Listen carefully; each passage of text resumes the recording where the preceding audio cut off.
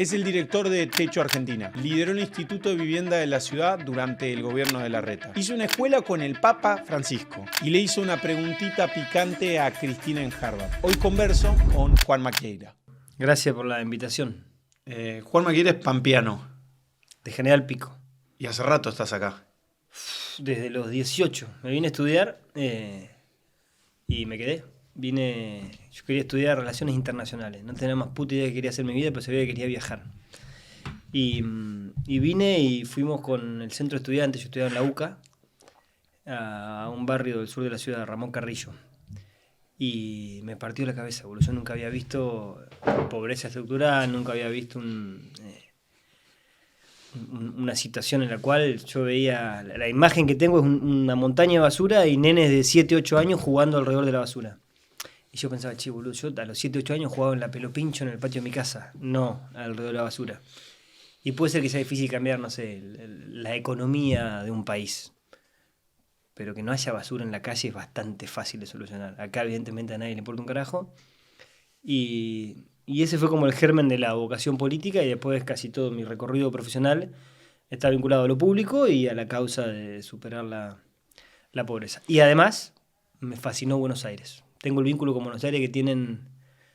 Digo, a mí me gustan mucho los artistas tipo Fito, poner Rosario a Buenos Aires, Marechal, que venía de un pueblo del interior y termina viviendo en Buenos Aires. Es una ciudad que te genera amor y odio, una cosa muy, muy, muy fuerte. A mí Buenos Aires me la puso en la jeta cuando me vine, la pasé muy mal, pero a la vez me enamoró, me cautivó y acá estamos. ¿Había algo de la fe que se jugaba también en ese momento cuando fuiste a Ramón Carrillo? ¿O no estabas tan conectado con la fe? Era, de hecho, fue piola porque era con el centro estudiante de la UCA.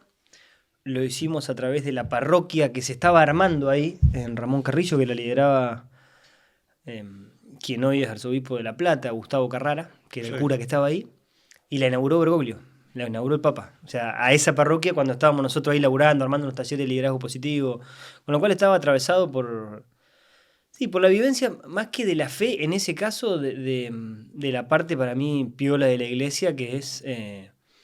el poder como servicio, ¿viste? El estar al servicio del otro y arrancando por los que están más jodidos. Esa cosa yo sí la traía de la escuela en La Pampa porque íbamos a misionar a un pueblo que estaba cerca de Pico y se potenció de alguna manera ahí. Después de eso, hay una gran anécdota que tenés vos, que yo no sé cuánto se sabe la historia, pero vos te vas a estudiar a Harvard después de un tiempo en tu carrera en la UCA y después laburar un tiempo con Esteban Bullrich, si mal no recuerdo. Y vos caes a Harvard en el momento en que Cristina va a dar su charla, la famosa "Esto es Harvard, no es la matanza". Sí. Y medio ustedes, vos con otros argentinos, organizan como las preguntas para hacerle ellos. Contá un poco más la historia por si alguien no la conoce y qué fue lo que te pasaba por la cabeza en ese momento. Sí, efectivamente, yo entré a trabajar al gobierno de la ciudad con Esteban Bullrich. Y Esteban, que es un tipo brillante en un montón de planos, me pone a liderar el vínculo con los sindicatos docentes en la ciudad de Buenos Aires, y fue muy fuerte esa experiencia. Con eso hago la aplicación para ir a Harvard. Yo siempre digo que se les perdió un pampeano ahí por el medio y me aceptaron, porque no sé si tenía todos los pergaminos para ir como otros pibes.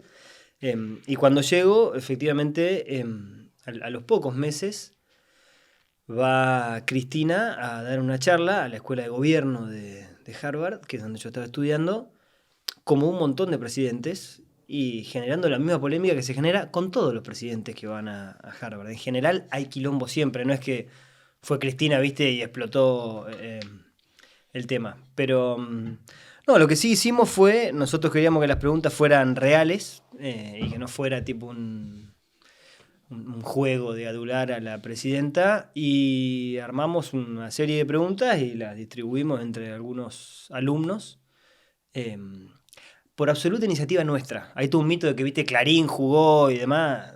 Sí, después nos escribieron. Yo me acuerdo que lo vi a Jorge Lanata, que viajó antes, pero ponele, Lanata quería que preguntáramos otra cosa y nosotros le dijimos, mirá, nosotros vamos a armar las preguntas que para nosotros es bueno que se le pregunten a la presidenta de la Argentina. Y lo que tiene el foro ese es que, digamos, está la presidenta, el presidente que sea o la persona que sea, Ahí como está el piso y después hay unas gradas más, pero es una cosa chica, y habría 150 personas, todos estudiantes, no es que no podías conseguir entrada, habría algunas para funcionarios, pero después éramos los estudiantes que se anotaban. Y, y yo no iba a preguntar, porque no estaba tratando de desconectarme de la política argentina un tiempito para conectarme con lo que estaba haciendo ahí y conocer el mundo, conocer gente. Pero bueno, ella hace su alocución y era el momento de esplendor de Cristina, ¿eh? Tipo, después del 56%. 54, 2011. 54%. Esto era 2000, 13, 14, 12. 2013.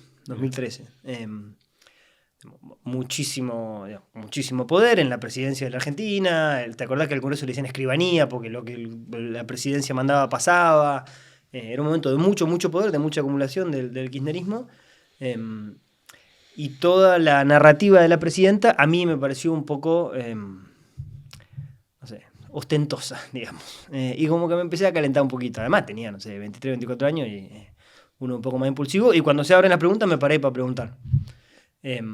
Y ahí está la anécdota que sí, digamos, yo el comentario de que le agradecía la oportunidad de hacer una pregunta, porque en Argentina no tomaba tantas preguntas de periodistas opositores, por lo menos, sí, algunos lo entrevistaban, cosa que después repitieron, bueno, después si querés nos metemos en la actualidad.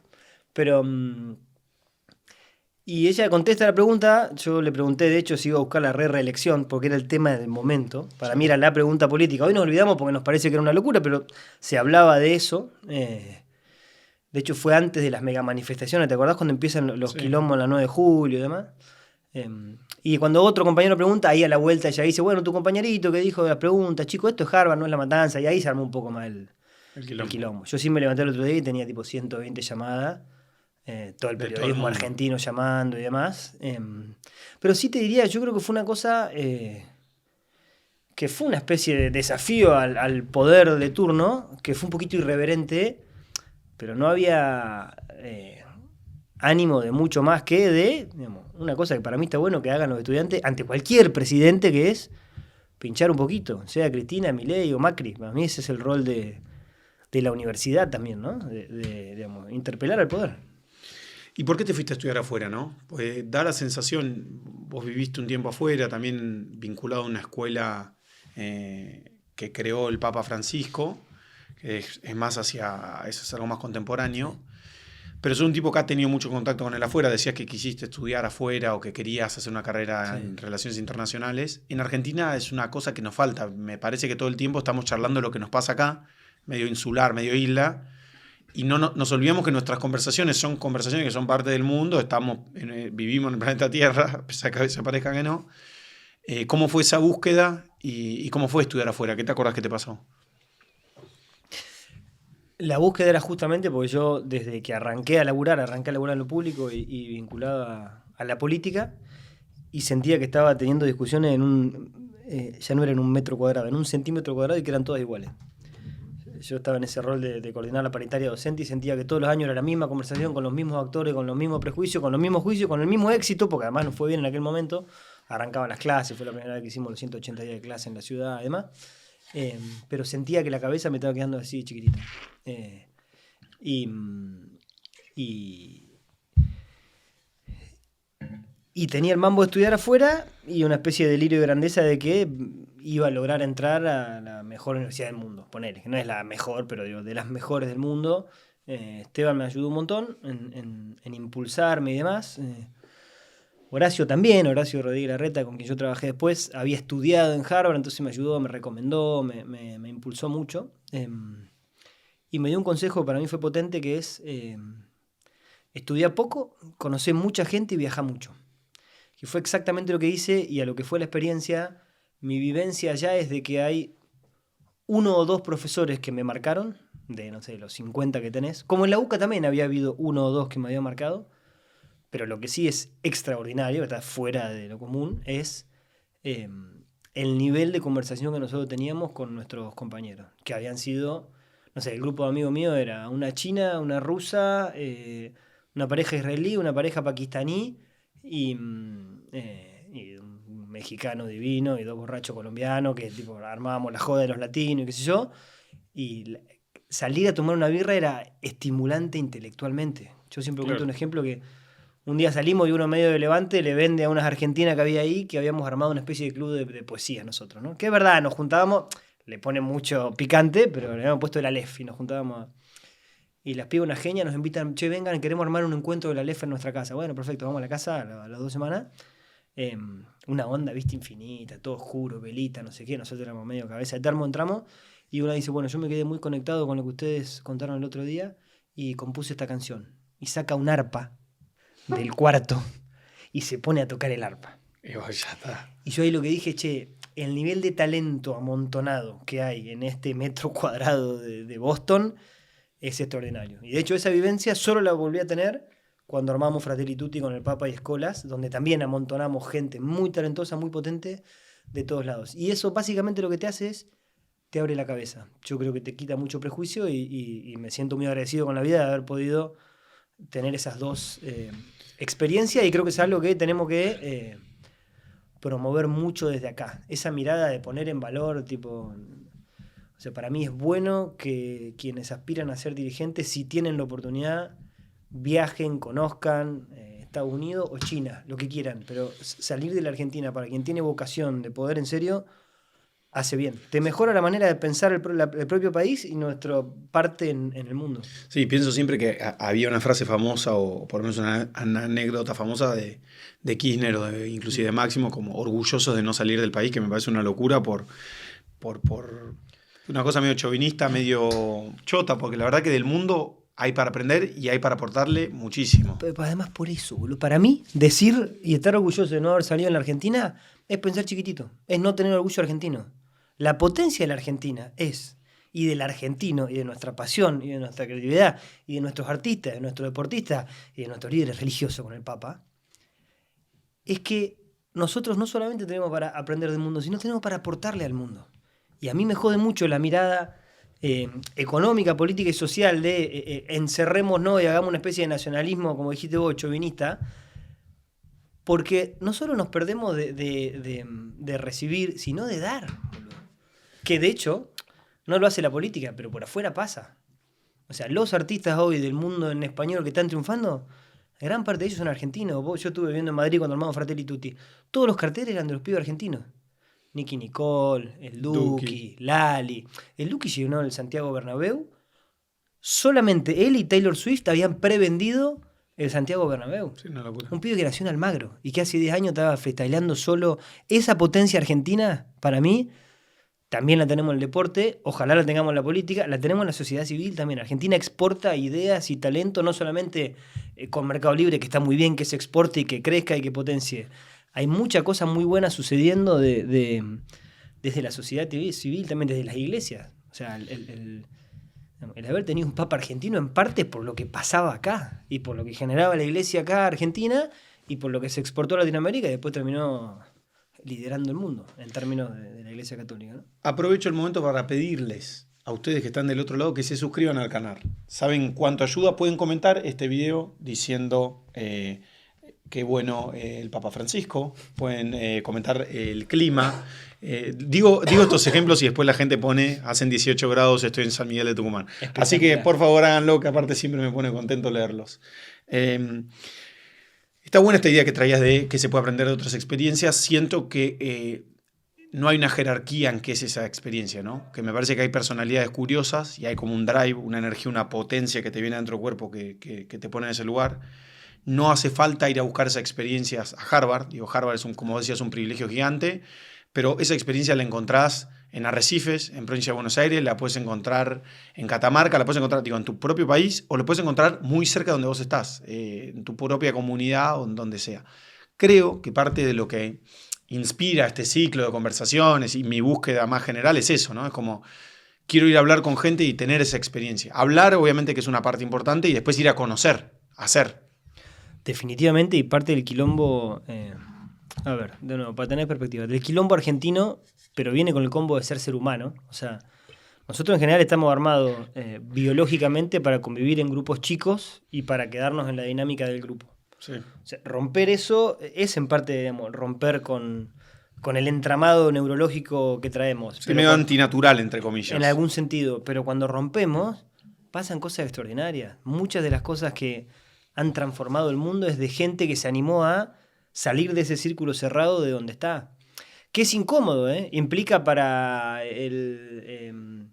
no sé, el porteño fanatizado de su ciudad animarse a conocer el interior de la Argentina. Para el pampeano o el cordobeno decir, porteño botón, sino animarse a conocer lo que pasa en la ciudad de Buenos Aires. Para el mileísta poder sentarse a entender cómo piensa un kirchnerista y viceversa. Hay algo ahí de animarse a la convivencia y el encuentro con el distinto que cuando sucede es magia. Nosotros lo vemos en Techo, boludo. Techo viene a construir, pibe de izquierda, de derecha, que militan, que no militan y demás. Y cuando se ponen todos a hacer algo que es construir una casa para que alguien deje de vivir en el barro, es magia, boludo. Eso sí es magia. Y como vos decías, no hay que ir a Harvard. Venía a construir a Techo, seguilo a Rosendo en sus conversaciones, o andá vos a armar las tuyas. No, pero lo digo en serio, o armá vos a armar las tuyas. Total. Para mí hay una cosa repotente que vos estás haciendo, que es, para los que consumen desde capital, mostrar el interior. Cuando se habla de la crisis de la política, es verdad que a nivel nacional la política ha fracasado estrepitosamente en muchísimos planos. No es el caso a nivel local. Total. Está plagado de ciudades muy pujantes, muy potentes, con intendentes de equipo de gobierno y empresarios muy creativos que están desarrollando lugares que antes no tenían desarrollo, que lo hacen considerando el medio ambiente, que lo hacen considerando aspectos sociales. Hay muchas cosas muy, muy buenas sucediendo. Para mí está bueno que vos además lo muestres y todo el que tenga ganas y que nos está escuchando que se sume a esa también, a seguirte a vos o armar la suya, porque hay que demostrarlo. Sí, aprovecho para recomendar la conversación con Leo Chiarella, que hicimos hace 10, 15 charlas, debe ser, una conversación excelente con un crack que es el intendente Venado Tuerto, que ahora me estoy yendo, estamos grabando antes del fin de semana largo, porque esto va a salir probablemente después. Me estoy yendo a acompañarlo y a conocer su experiencia de gobierno, así que voy a aprender un poco más de cerca. Creo, vos sabés que me dejaste pensando y te lo iba a mencionar y lo trajiste vos solo, creo que la política tiene muchos ejemplos. Me pasa discutiendo con mi amigo Martín Bomer, también un invitado recurrente acá al canal, que le digo, decime 10 jueces copados, porque uso el término copado para ponerle una amplitud en el término, Sí. éticos, que cumplan, y me dice, dame un tiempito para pensar.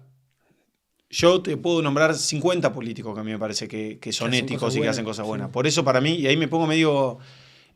la conversación anterior en el canal fue de Cristian Malaspina, presidente argentino junior y secretario general de AFA. Y me dice, yo soy presidente de un club, la gente me putea y hay mucha deslegitimidad en torno al presidente de los clubes de fútbol y al fútbol argentino. Ahora, yo rindo cuenta todos los fines de semana. Yo, si a mí me va mal, me rajan del club. O sea, no tenés un presidente de un club que se quede haciendo las cosas mal. Entonces, yo creo que la política muchas veces se lleva la marca, pero hay un montón de gente que no paga los platos rotos de esas cosas. ¿Entendés? De nuevo, Entonces, y hay que definir bien política. Una cosa es quienes han liderado la política nacional de la Argentina y la economía argentina en los últimos, querés ponerle 20 años, 15 años. Podés ponerle 70 también, porque desde el 70 y pico que esto empezó a joderse y nunca retomó. Efectivamente han fracasado. O sea, Argentina, comparada contra sí misma en la década del 70, está peor. En la década del 70 vos mirabas casi cualquier indicador de la economía. Distinto era la política y la falta de democracia, ¿no? Pero de la economía. Y estamos peor. Sí. En educación en general también estamos peor. Ahora, cuando bajás algunos niveles y mirás provincia, mirás municipios, y cuando mirás mismo dentro de los equipos de gobierno, hay gente muy buena haciendo cosas muy buenas y que ha movido la vara también. Y se han hecho cosas en Argentina que también son ejemplo, que se pierden en el quilombo macro, pero que son muy potentes y que la han hecho distintos gobiernos. No sé, la AUH, ya nos acostumbramos, pero es una cosa que metió en la Argentina Lilita Carrió como idea, implementó Cristina Fernández de Kirchner como presidenta, Macri la hizo ley, la llevó al Congreso para que fuera ley, para que se le diera más potencia, y que ahora el gobierno nacional le está dando más fuerza que ninguno de los presidentes anteriores en términos reales de guita, ¿entendés? O el Reglamento Nacional de Barrios Populares, una cosa que surge de Techo y de las organizaciones, que se le lleva al gobierno, que Macri la hace ley y que hoy Argentina es, estoy casi seguro que el único, pero si no debe ser de los 2 o 3 países en Latinoamérica que sabe exactamente cuántas familias viven en un barrio popular. Para mí una reflexión de la condena a Cristina, que no me quiero entrar en el detalle ni que nos arrastre pero para mí el marco, si me paro de lejos, es entender que no existe el poder absoluto, ni inclusive para quienes detentan todo el poder. Y yo, para mí, esa reflexión que yo a muchos políticos no se las veía. Me parece que una reflexión que hay que sacar, lo pienso inclusive por el gobierno, mis diferencias que yo tengo con el gobierno, y pienso Santiago Caputo, Milei, quien sea. Hoy estás arriba y mañana no vas a estar arriba. O sea, Cristina votó el 54% de la sociedad, era todopoderosa. Pero si cometés un delito vas preso. No hay mucha más vuelta que eso. Y no importa en el momento, lo que es una opinión mía, ¿no? Entonces, hasta si uno está alineado con la parte temerosa de la idea de libertad negativa de Isaiah Berlin, o la idea de cagona de por qué la democracia liberal tiene que funcionar, que es la protección a las minorías. Para quienes fuimos minorías a lo largo de la historia, yo pienso en los judíos en el este de Europa, decir, che, no era un programón ser minoría. La democracia defiende a las minorías. Inclusive hay que tener ese componente para mí respetuoso y más cobarde de la realidad, más temeroso de la realidad. Che, hay que hacer las cosas sabiendo que hay que hacerlas con la mejor intención adentro del marco de la ley y pensando que en algún momento no vas a detentar todo el poder. Pienso como ring ring a Milei, le digo, ring ring. Vos podés ir jugando a la mancha con aviones. En 10 años no vas a ser presidente de la nación. Sí, también creo que deberíamos llamarnos a la reflexión como sociedad o preguntarnos qué pasaría si la justicia profundizara con el mismo nivel de intensidad como profundizó con Cristina, con el resto de los presidentes de la democracia y con el resto de la política. Yo creo que si la justicia fuera tan activa como ha sido en este caso, tendrías un porcentaje importante de la política preso como Cristina, y eso no pasa. Yo creo que ese es un problema muy argentino, porque para mí no hay legitimidad en el ejercicio de la ley, que es un gran problema. Pero en cualquier cosa pensala. A mí me hicieron alcoholemia y me sacaron el auto, pero a otro le hicieron alcoholemia y no le sacaron el auto. ¿Y cuál diferencia había? Que uno conocía al intendente del pueblo, que uno conocía al comisario. Esa sensación de que la ley es ilegítima deja todo el tiempo, es Martín Fierro, ¿no? Como cuando la ley es ilegítima, te podés rebelar frente a la ley, ¿no? Creo que es una de las partes. Y sí, yo creo que la deslegitimidad de la justicia en Argentina hace que no puedas pensar esto como en una pipeta, en abstracto.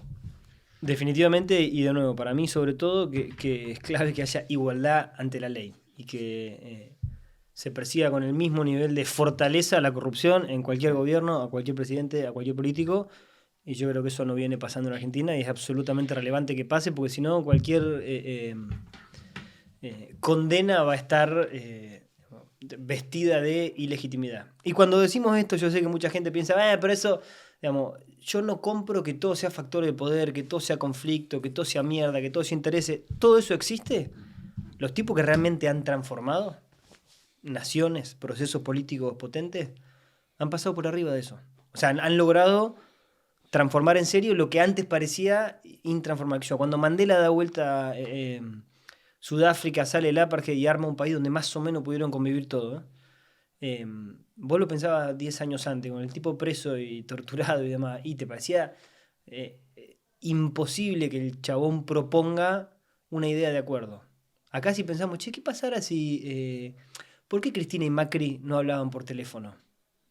A mí me parece una de las cosas más graves en términos políticos que le hicieron a la Argentina, que no hablaran por teléfono. Boludo, son los dos tipos más relevantes durante un momento importante de la Argentina manejando el destino de la nación. ¿Qué carajo hacían que no hablaban entre ellos? ¿Me estás jodiendo? O sea, si tenés ejemplos de tipos que han estado presos y cuando han salido han sido... No sé, ahora es distinto, pero hasta ese momento no había nadie preso. Ahí me parece que también nos falta imaginación política y nos falta magnanimidad, que ni hablamos ya de eso, porque la política nos parece que está tan hecha mierda que no se puede. Bueno, yo aspiro a que promovamos liderazgos que estén para que estén para charlar con el que te quiso cagar a piñas y con ese sentarte a tratar de ponerte de acuerdo. Porque si no, seguimos como venimos. Y el riesgo también en parte es este que decís vos, porque los presidentes no son todopoderosos, menos en el mundo de ahora, donde a mí me gusta eso de Moisés Naim, ¿viste? El poder es más fácil de conseguir, más difícil de mantener, más fácil de perder. Los ciclos políticos son mucho más cortos. Hoy estás arriba, mañana estás abajo. Bueno, ¿por qué no armamos un país donde estar arriba o abajo no implique ser todopoderoso en una punta y estar preso en la otra? Vamos a la normalidad. ¿Cuántas personas viven hoy en barrios populares, villas, asentamientos? En Argentina hay 1 millón de familias que viven en barrios populares, son casi 5 millones de personas.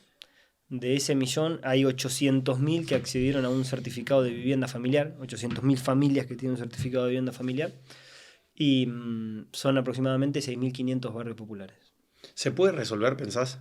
Absolutamente. Está calculado cuánto cuesta y qué habría que hacer para hacerlo. Lo que no ha habido, con la fortaleza que yo creo que debería haber en ningún gobierno, es vocación de ir a fondo con el tema, de dejar de hacer otras cosas para invertir en eso. El cálculo es que más o menos llevar la infraestructura a todos esos barrios sale entre 20 y 23 mil millones de dólares. Por supuesto no lo podés hacer en un año, no hay ninguna duda de que eso no se puede hacer en un año. Pero me parece un poco cruel decirle a la familia, che, tranquilo, dentro de 30 años llega la cloaca a tu barrio, que es básicamente lo que estamos diciendo ahora. En realidad ahora ni siquiera eso, ahora le estamos diciendo, Fíjate qué onda. vas a tener que vivir toda la vida sin cloaca, sin agua potable, conectada como corresponde, y tu chico va a tener toda la vida riesgo de que si prende la cosa y le agarra electricidad, capaz queda pegado. Eso lo estamos diciendo hoy, como sociedad argentina, porque yo no se lo achaco solo al gobierno, aunque claramente la principal responsabilidad es del gobierno. Hoy le estamos diciendo ni siquiera está la cuenta, pero deben ser alrededor de 1,5 millones, 2 millones de niños, niñas. O sea, no te digo el adulto, que a alguien le puede generar dudas si ocupó el lugar, no sé, saquemos esa parte de la conversación. Un nene de 3 años, de 4 años, hoy la Argentina le está diciendo, para vos no hay plata.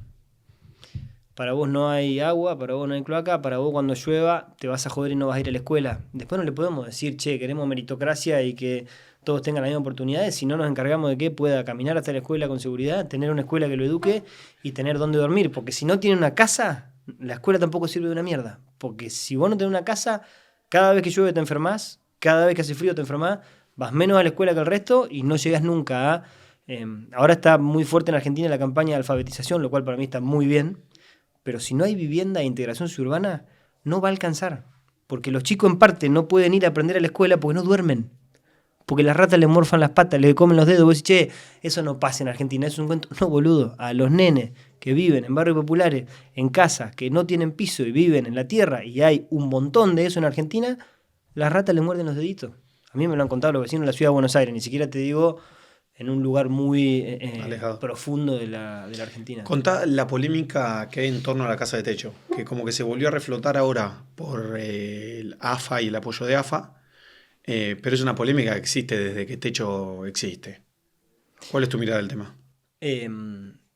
Que a cualquier persona que tenga dudas sobre la vivienda de techo, lo primero que le invito es de corazón, esto no es ironía, vengan a construir con nosotros. Si no quieren construir, vengan a ver con nosotros, y si no, miren 3 posteos de las redes de techo para entender de dónde parte la familia a la cual nosotros le construimos una vivienda que decimos con toda claridad es una vivienda de emergencia, no es una vivienda definitiva, pero le permite a la familia dar el primer paso para poder desarrollarse y crecer en la vida. Nosotros construimos en barrios donde no solo no hay agua, no hay cloaca, no hay luz, sino donde construimos, además de los barrios populares tener todos los problemas que tienen, dentro de los barrios populares están los que están en emergencia habitacional. Ahí llega techo. Son familias que viven, por ejemplo, o duermen sobre la tierra, que levantaron paredes, de madera muchas veces, o chapa, que pusieron techo, que a veces es una chapa agujereada, o a veces una tela o una lona, pero que abajo hay tierra.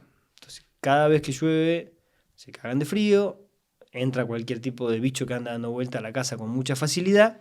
Los chicos no pueden ni gatear. Muchas veces lo que pasa cuando construimos vivienda de techo, lo primero que hacen las madres es poner a los nenes para que puedan gatear en el piso propiamente dicho. Entonces, yo creo que es una crítica que hay mucha gente que la hace de corazón y me parece muy bien, pero por ahí hay gente que no ha estado expuesta a conocer que en Argentina, de nuevo, debe haber hoy alrededor de 300.000 hogares, 1 millón de personas para los cuales esa casa es una oportunidad para empezar a salir adelante. Y Techo hoy labura nosotros queremos lograr de acá al 2030 que nadie vive en Argentina en un piso de tierra. No queremos construir todos nosotros, pero queremos generar un ecosistema de organizaciones del sector público y del sector privado para trabajar sobre ese problema. Ese problema sí es más fácil de solucionar, no sale 22 mil millones de dólares. Es lograr que en Argentina nadie viva en un piso de tierra. Por ahí no tenés cloaca, pero no vivís en un piso de tierra. Eso se puede lograr, de eso laburamos nosotros, Y después sí, al que critica con mala leche, vengan de a uno, hermano. O sea, vengan al barrio, vamos a ver, y agarremos a cualquier familia que le construimos una vivienda a ver qué opina y qué dice, y cómo estaba antes y cómo está ahora. O en todo caso, armen algo mejor, porque hace 20 años que Techo hace esta vivienda y es cada vez más necesario y no menos. Y quiero manejar siempre los dos planos. A la gente que lo dice genuinamente, vengan y lo van a conocer. Y al que no, o que tiene algún interés y quiere putear a alguien más y usa la vivienda de Techo, no rompan las pelotas, vengan también y pongamos la obra juntos. Sí, también para mí hay una parte como soft, para decirlo de alguna manera, que creo que está atrás de muchas de las cosas. Mi hermana siempre mi hermana es médica, ¿no? Y siempre mi vocación política dice, hablan mucho, boludo. Basta de hablar, vayan a algún lado, ¿no? Y yo le digo, pero todo lo que hacemos empezó con que alguien habló. O sea, grandes ficciones que tenemos alrededor es que las instituciones, que hay que frenar cuando el semáforo está en rojo. Eso salen hablando, más allá del vehículo, del instrumento semáforo. El Estado es una ficción, la nacionalidad, las identidades son historias, son grandes historias. Entonces, no minimizo lo inmaterial. ¿A qué voy con esto? Yo fui jefe de cuadrilla y construí en Techo muchas veces, ahora hace muchos años que no voy y siempre lo tengo ahí pendiente volver. Pero hay algo inmaterial que te pasa, que te conecta con un montón de otras cosas. La primera, para un montón de gente, conocer un barrio, una villa, un asentamiento. Mucha gente no la conoce. Lo segundo, para la familia, muchas veces conocer a alguien que no es del barrio, de la villa o del asentamiento. Entonces ya ahí tenés ese primer gran cambio de mudanza, de perspectiva.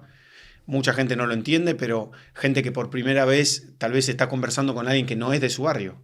Y mucha gente que por primera vez salió de un country o una familia de clase media, porque en Techo construye gente de todas las clases sociales, de todas las, como decía vos, credos, religiones, ideas y filosofía política. Entonces, toda esa parte inmaterial, para decirlo de alguna manera, que no tiene que ver con la casa en sí, es muy fuerte. Y hay una experiencia que despierta vocaciones, que hace un montón de otras cosas que entiendo que en la conversación pública tal vez no se pueden explicar, pero te digo que eso tiene un nivel de valor y de fuerza que, boludo, se me pone la piel de gallina, pero es como espiritual, boludo. Mira, nosotros de Techo laburamos mirando a dos públicos, los vecinos y vecinas de los barrios populares por un lado, y segundo, la juventud argentina, que está absolutamente y recontra cagada a palos por la realidad que venimos viviendo en Argentina y se constata en el resto del mundo. O sea, los niveles de quilombos de salud mental están creciendo en todos lados, los niveles de ansiedad, los niveles de suicidio juvenil, los niveles de depresión, además de las complicaciones materiales que también están creciendo, sobre todo en Argentina y en algunos otros lugares del mundo. Y la experiencia de Techo de venir a construir te da tres cosas. Primero, te expande la perspectiva, o sea, abrís la cabeza, que tiene muchísimo valor vital y económico también. Si vos te pones en empresa y contratás, vale más un pibe que tiene más experiencia vital y más conocimiento y más perspectiva que uno que no. Segundo, te permite liderar personas muy rápido. Vos fuiste jefe de cuadrilla, probablemente fuiste a construir 1 o 2 veces y después te dijeron, che, acá tenés 10 personas, 20 años. Lideralas y armá una casa. Para los que hemos ido a la universidad o hemos hecho maestrías, la primera vez que liderás 10 personas, capaz que te toca a los 30 años en la vida. Seguramente mucha gente nos escucha y dice, che, yo todavía tengo 30 y no lideré equipos, porque estoy en una empresa, vengo bien, pero bueno, venía a Techo que después de 2 fines de semana construyendo, liderás 10 personas. Sí, y en términos de experiencia de crecimiento, lo que eso implica es, vale mucha guita, no solo damos gratis. Y vale guita en serio, la universidad te lo van a cobrar. Venía a Techo y liderás gratis. Construí 2 veces, a la tercera liderás 10 personas. Y lo tercero, que es lo más intangible de todo, vos decías espiritual, yo le digo experiencia de sentido, pero está absolutamente comprobado que bajan los niveles de ansiedad y probabilidad de depresión cuando una persona se voluntaria, cuando es voluntaria. En Techo más o menos pasan 10.000 pibes o pibas todos los años que son voluntarios en la organización. La experiencia de sentido que viven cuando conectan o con un vecino, o con el jefe de cuadrilla, o con el que tienen al lado, o con el empresario que financió y vino a construir, lo que pasa ahí, lo que te pasa adentro, que es, che, hay sentido, acá pasa algo, acá puedo transformar, acá llego el sábado de la mañana y no hay nada, y cuando me voy y la gente está cagando en el patio de su casa, y cuando me voy el domingo la gente vive mejor, esa experiencia vital te saca del pozo. Y eso es un montón también, porque te puede conectar con cosas que por ahí no estás viendo cuando estás mirando el teléfono todo el día y transforma. Por eso claramente la experiencia de Techo es una experiencia para la familia a la cual le construimos y para las personas que vienen a construir. Y nos lo dicen los jóvenes y nos lo dicen los millonarios que muchas veces vienen a construir también. Tenemos un equipo que estuvo construyendo el otro día de tipos que deben ganar, no sé, 30, 40 mil dólares por mes. Gente que está muy, muy, muy, muy, muy bien y que viven todo lo que quieren. Se van a esquiar a, no sé, a los Alpes suizos. Toda la película de los ricos, bueno, el otro uno me contaba, che, cerramos el año con la familia. Y estábamos pensando cuál fue la experiencia más fuerte que tuvimos. Y habíamos ido a esquiar a los Alpes suizos, a vacacionar a República Dominicana, a no sé qué cosa. Eso fue la construcción de techo. Por lo que implicó para nosotros como familia, como padre, como madre, como hijo, como chico. Esa potencia es la potencia de techo. Nuestra potencia no es el modelo de las viviendas, que para mí es muy potente. Nuestra potencia es en un mundo que no ofrece experiencias vivenciales de sentido, nosotros ofrecemos sentido. ¿Cómo conectás? Tuviste un rol relevante a cargo del Instituto de Vivienda de la Ciudad, que fue un organismo como que fue punta de lanza en el proceso de urbanización de la Ciudad de Buenos Aires. ¿Cómo conectás esa experiencia que hiciste en su momento con lo de techo ahora? Y si puedes contar un poco más. Bueno, por un lado, de alguna manera es el mismo macro tema que tiene que ver con el hábitat y con la vivienda y con el hecho de que las familias puedan acceder a una vivienda adecuada. En los dos casos a mí me llenó de propósito lo que hicimos en el instituto en la ciudad de Buenos Aires, porque trabajábamos de que la gente tenga dignidad, pueda vivir mejor. O sea, la dignidad la tiene, pero no está reconocida y que podamos generar condiciones para que la puedan vivir. Y en techo también, los lugares donde laburamos, como decíamos recién, conecta mucho con mi propósito vital que tiene que ver con la pobreza y de estar ahí para los últimos. Por supuesto con diferencias grandes en el sentido de, no sé, la escala y la cantidad de recursos en un organismo como el Instituto de Vivienda es mucho más grande, pero la capacidad de generar transformaciones en la organización propiamente dicha es mucho más chica. En techo podemos experimentar mucho más, pensar nuevos paradigmas de management, transformar la cultura organizacional y aprender mucho también de los territorios de los barrios. Y a mí techo lo que me dio es abrirme mucho más a la Argentina. En el IBC, nuestro foco era la ciudad de Buenos Aires. Techo está en todas las regiones de la Argentina, tenemos oficinas en 11 provincias. El hecho de poder caminar las distintas provincias, las distintas realidades, que yo un poco lo traigo en la piel por venir del interior, pero me hizo mucho bien reconectar con eso y conocer también desde adentro la sociedad civil, que no había sido una experiencia que yo había vivido con potencia y hay un nivel de energía, de creatividad, de fuerza en las organizaciones de la sociedad civil en la Argentina que para mí es parte de lo que tenemos que revitalizar en este momento del país. Yo no creo en un país en el cual el Estado tenga que venir a resolver todo. Me parece anacrónico, viejo, que no resuelve y ni siquiera el lugar donde hay estado de bienestar, eso es así. Los lugares donde hay estado de bienestar, justo me invitó la Embajada de Francia a estar una semana en París viendo la política de vivienda de París. Y es un lugar donde el Estado tiene un rol importante, pero sobre todo donde potencia mucho a la sociedad civil para que tenga recursos para dar respuesta a muchos de los problemas que estamos viviendo. El rol ese en el IBC te lo dio Larreta y vos fuiste un tipo muy cercano, fuiste jefe de asesores de él y fuiste un tipo importante. ¿Cuál es tu mirada de él? ¿Qué era lo que te entusiasmaba o que te entusiasma? A mí me gusta mucho como principio de vida esta idea de poner el hacer por sobre el decir. El Papa hablaba de que la realidad es superior a la idea. O sea, es más importante conectar, tocar, ver lo que pasa y desde ahí proponer una transformación y lograrla que armar grandes discursos. Y si bien a mí la palabra me apasiona y me gusta mucho la literatura, la palabra, la canción, lo que puede lograr la palabra humana, para mí hay mucho valor ahí. En Argentina la política estaba llena de narrativas y de relatos y demás, pero no había fuerza potente de transformación real. Y para mí el atributo más fuerte de Horacio es que pone realmente el hacer por sobre el decir y que le importaba lo que pasaba en la ciudad. Yo me acuerdo una vez, él ya había lanzado el gobierno, ya había propuesto que íbamos a trabajar temas de integración, pero estaba bastante focalizado en la 31 y en un barrio más. Y nosotros queríamos convencerlo de que había que armar un plan integral de integración social y urbana.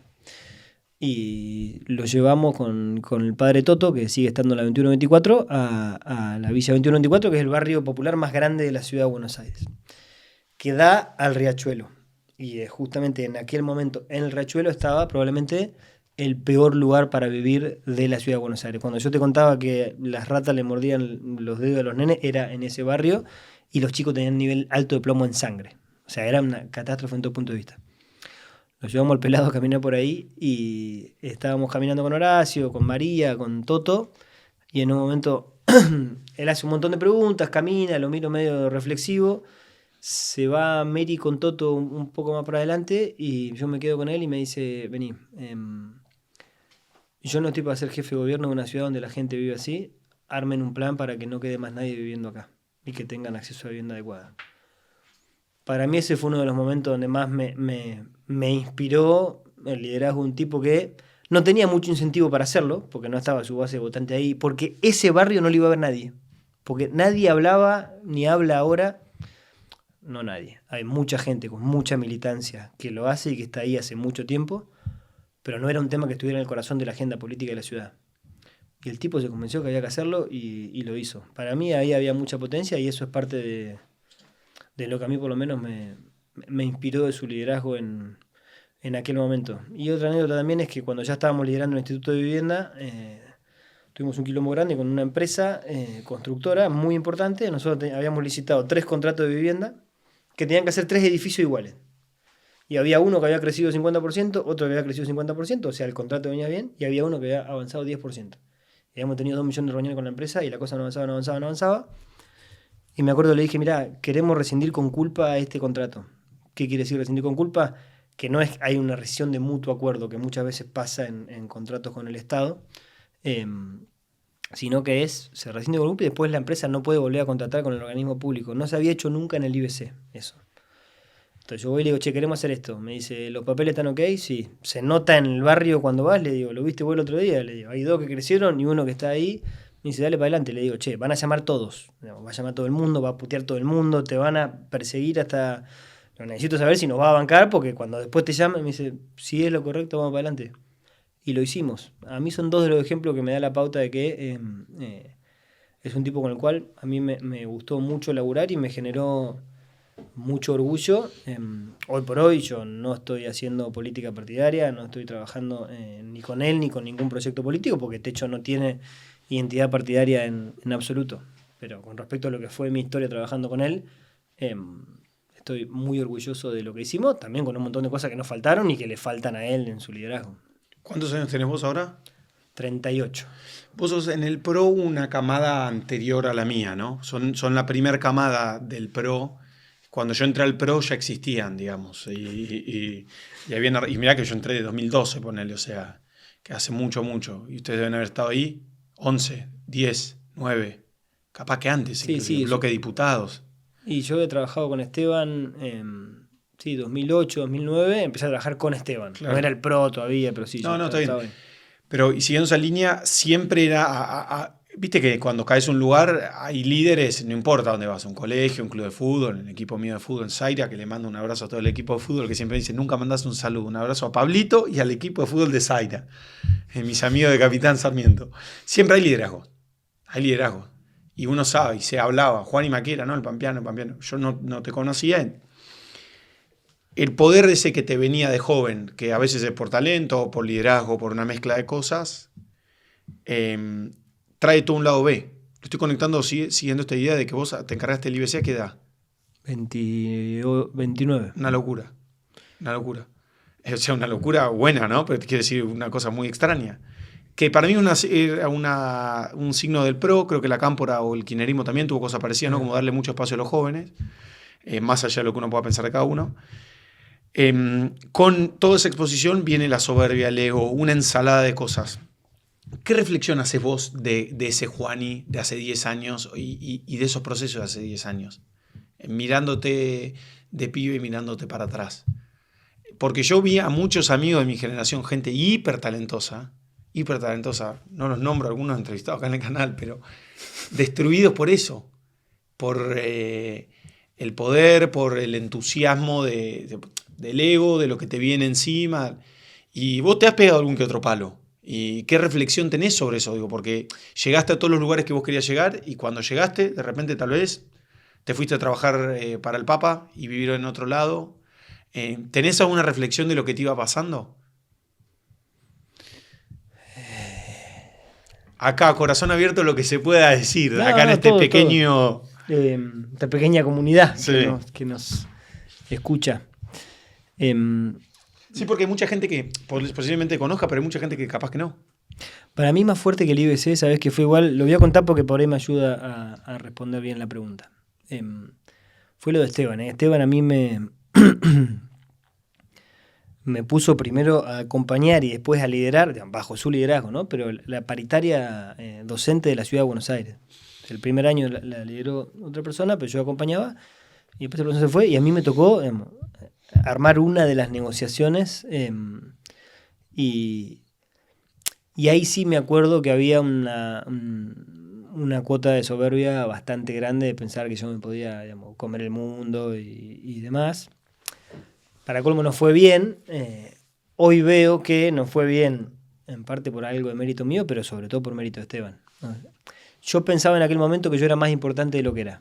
Al final del día, el tipo me pone en un lugar recontra relevante, pero no dejaba de estar él, liderando la negociación. Y ahí claramente hay un aprendizaje. Pero también te diría que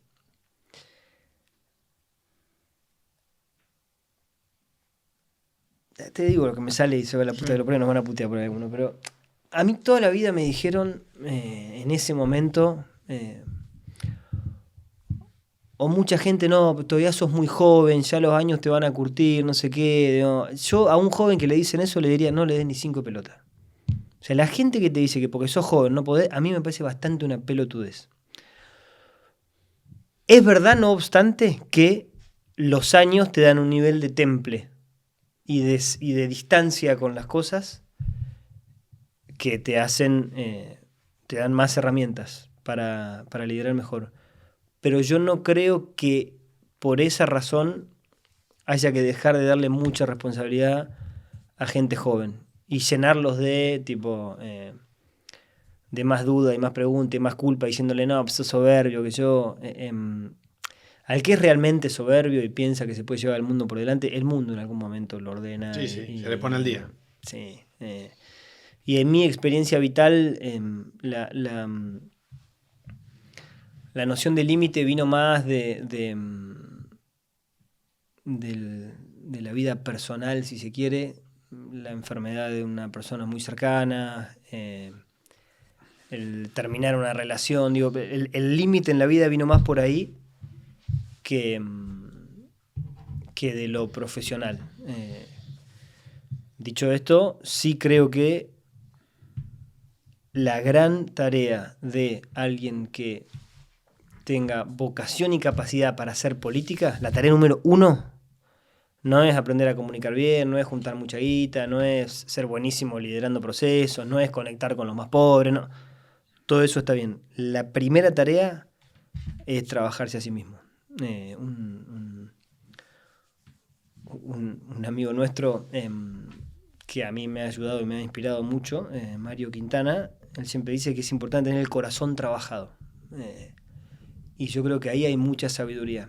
Y a los que hacemos política, y a los que nos gusta la política, y la rosca y la mar en coche, mucha gente te va a decir, eso es una paja, es mentira. Solo llegan los que son cínicos, hijos de puta, ¿no? Para mí eso es una paja y es mentira, y si fuera así es lo que hay que cambiar. Y es verdad que la política yo tenía 29, llego al IBC, y tenía un ascensor privado del presidente del IBC, chofer, 2 secretarias, y un chabón en seguridad en el 4º piso, porque para acceder al piso donde estaba el presidente había seguridad. Un delirio. O sea, está armado para separarte de la experiencia vital de ser una persona común. O sea, más parecido a la Francia de Luis XIV que a la realidad donde estamos viviendo ahora.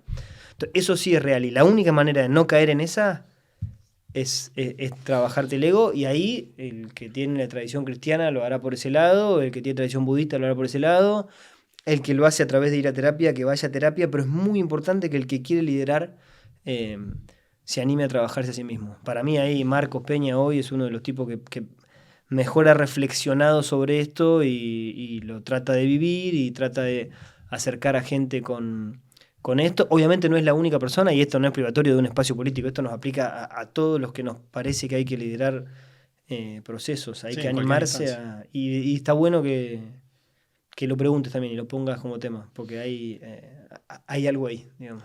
Que pensaba mientras hablabas que uno no puede dejar de pensar que hay algo en lo que trae Milei que es muy justo, ¿no? O sea, esta cosa anticasta, de Sí, alguna claro. manera esa cosa en donde las instituciones quedaron tan lejos de la gente que de alguna manera es como que, che, más allá del fracaso, ¿no? Que como decías, el profundo fracaso de la democracia y de, sobre todo creo que del gobierno, más allá de los partidos políticos, Sí, para generar crecimiento equitativo, para total. resumirlo en rápido. Pero sí, esa cosa que vos decís es, la gente la ve, boludo. ¿Sí? Nadie es ciego, no es No. que estás Pero boludo, acá aislado. lo que pasaba en Argentina es que todo el mundo empeoraba, menos los y las políticas, O los que estaban cerca. los contratistas del Estado Claro. y la parte más alta de la burocracia estatal. Todo eso o se sostenía igual o mejoraba. Y los grandes grupos de poder, ¿no? Digamos, ese era el ecosistema que funcionaba. Claro, pero afuera de eso queda el 85% de la Argentina. Entonces, cuando Milei viene y dice yo voy a romper con toda esa mierda, primero, tenía razón, y segundo, obviamente que la gente lo ve. Después la gran pregunta es si ahora realmente va a empujar los límites de lo que haya que empujar y va a transformar en serio, o si va a ser una vuelta más de factores de poder, dando vuelta, mejorando un poquito una cosa, no generando los consensos suficientes para que esto aguante en el largo plazo y se va a volver a romper. Bueno, yo no tengo la respuesta a qué va a pasar, pero con respecto a la disrupción inicial, por supuesto que es válida y para mí había algo potente de criticar a toda Al sistema general. al sistema en general, cosa que es una crítica que para mí es válida. Después también es real que en el sistema en general, como en cualquier lugar, había mucha gente muy buena, mucha gente muy mala. Bueno, habrá que reconstruir desde las cenizas una nueva etapa. El PRO, para mí, tuvo cosas muy buenas. Creo que está en su momento de mayor crisis. Y yo siempre arranco muy orgulloso de mi historia, digamos, ¿no? Como vos, me fui, no soy más parte de la política del partido, o me fueron, y o las dos un poco. Y no dejo de pensar, porque me interesa tu mirada de qué fue para vos el PRO, o qué es, porque vos representabas algo dentro del PRO que era interesante, que para mí era como el ala más progresista del PRO, para decirlo de alguna manera, socioliberal, socialdemócrata, o sea, con una mirada de las instituciones muy interesante y sobre todo también con una mirada de que para mí, te digo por qué te lo pregunto, ¿no? Hay como un momento en donde hay como un análisis disecando el cuerpo muerto del PRO, entre comillas, que lo plantea como lo que le faltó es consistencia ideológica, que para mí es una boludez, no le faltó consistencia ideológica, era hiperconsistente. Y nucleaba un montón de gente que podía pensar distinto en un montón de temas, pero yo a pesar de que en temas no pienso parecido a María Migliore, justo que la nombramos, María es una amiga que tiene una mirada que en muchos temas es muy parecida.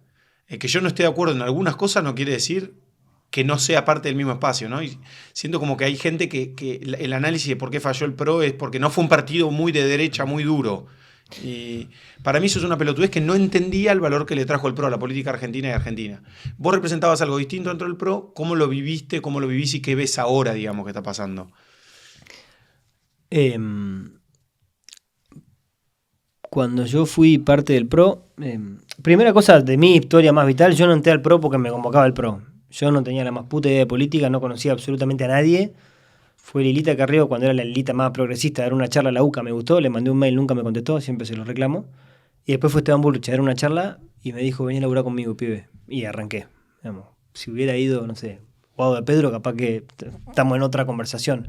Y lo digo con todo lo que eso implica, porque para mí la ideología está absolutamente sobrevalorada. Yo en eso la realidad es superior a la idea. O sea, prima lo que es. Después sí podemos desarrollar ideas en torno a eso y marcos. Para mí marcos de idea. La palabra ideología para mí está demasiado cargada y no hace bien. Entonces yo entré medio de pedo, pero después sí encontré dos cosas concretas y una tercera que después constaté en la realidad. La primera era un un espacio político que ponía al hacer por sobre el decir. O sea, la transformación real se vio en la ciudad de Buenos Aires. O sea, yo sí estoy para discutir con cualquiera con respecto a lo que fueron las gestiones esas. Igual no me puedo ir de mambo ahora por estar en techo. No quiero hacer una defensa del PRO. Te voy a decir lo que yo veía de valor para cuidar también a la institución. A la institución Techo. Y esto hablo desde Juan Maquiaira y mi pasado en el PRO. Yo lo que veía era un espacio político que ponía al hacer por sobre el decir, en una política que estaba llena de relatos que no concretaban para mí y no transformaban. Y segundo, un lugar donde había espacio real a la diversidad. Había gente que venía de distintos lugares. Y para mí, durante mucho tiempo eso se exponenció y se fue abriendo. Básicamente hasta el 2017. Fue un movimiento de expansión, de cada vez más gente distinta pudiendo participar y una conciencia muy interesante de desintermediar la política y ir a la gente. ¿En qué estaban los vecinos? ¿En qué estaba la gente? ¿En qué estaban los argentinos? Para mí ahí había una conciencia que traía mucho Marcos, que para mí era muy potente también. Todo eso a mí me motivaba mucho. Y después una práctica política absolutamente heterodoxa. O sea, el estado de la ciudad de Buenos Aires no fue más chico después de Macri y de Larreta, fue más grande. Y para mí eso estaba bien. Y yo veía valor en eso. O sea, era completamente heterodoxo. Yo creo que perdió las tres cosas. Perdió el hacer por sobre el decir y porque no fue bien la experiencia a nivel nacional. No es que todo fue malo, pero no terminó bien. Porque hoy ya no es diverso y es un espacio político muy ideologizado, con una mirada muy fuerte, que además para mí ni siquiera es ideológica, es política, es antikirchnerismo. Y a mí eso no me convoca y me aleja absolutamente. Entonces para mí se perdieron las dos fuerzas vitales que para mí estaban buenas, el hacer por sobre el decir y la diversidad en serio. O sea, vos podías estar ahí y pensar lo que se te cantara el culo y estaba bien. Y la tercera, a nosotros nos dejaron hacer básicamente lo que quisimos.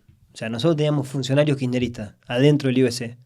Nosotros le invitábamos a hablar a Juan Grabois al IBC. Y hablaba Marco Peña un día y otro día a Juan Grabois. Esa potencia, para mí, tenía el germen de lo que necesitamos para transformar la Argentina y eso no está más. Pienso parecido en buena parte de las cosas que dijiste. Me cuesta pensar, para no decirte directamente que no estoy de acuerdo, que yo no podría haber militado en cualquier lado, ¿no? Como haciendo el recorrido tuyo. Siendo que este lugar muchas veces acá, después de cada charla, vienen los cerebros al verde y soy de derecha, o soy kirchnerista. Sí. Venís vos, voy a ser maoísta, ¿entendés?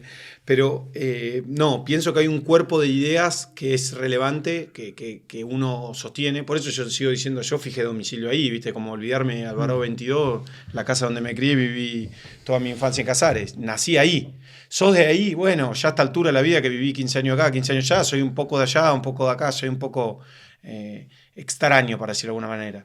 Me parece que sí, a mí no me hubiese podido pasar porque hay cosas que me diferencian. Y habiendo dicho esto, yo voy siempre igual al encuentro de eso. Sí, sí. Me gusta igual que eso esté como parte de mi conversación y como parte de factoriarlo adentro del proceso de toma de decisión.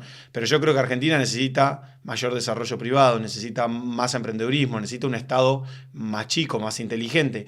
Que el Estado no esté por sobre la sociedad. Digamos, la sociedad tiene que volver a tener un rol relevante, la vida en comunidad, en la participación pública. Todas esas cosas para mí me hubiesen diferenciado. Que no quiere decir después que no pero puedo... ¿vos estás seguro que eso que acabas de decir, si lo hablás con mucha gente que milita en el kirchnerismo, por ejemplo,